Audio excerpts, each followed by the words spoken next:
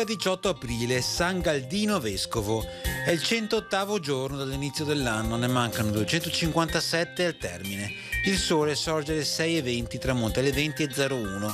La luna sorge alle 9:58, tramonta all'1:21.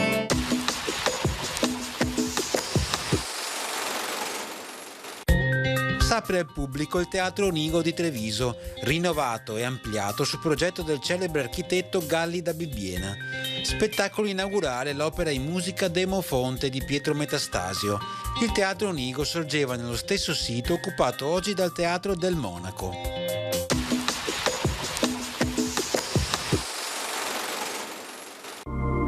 Le previsioni per domani: tempo variabile od occasionalmente un po' instabile, con addensamenti nuvolosi alternati a schiarite. Precipitazioni, probabilità nel complesso medio-alta in montagna e medio-bassa in pianura, di fenomeni temporanei e sparsi, per lo più modesti ma con possibilità di locali rovesci od occasionali temporali.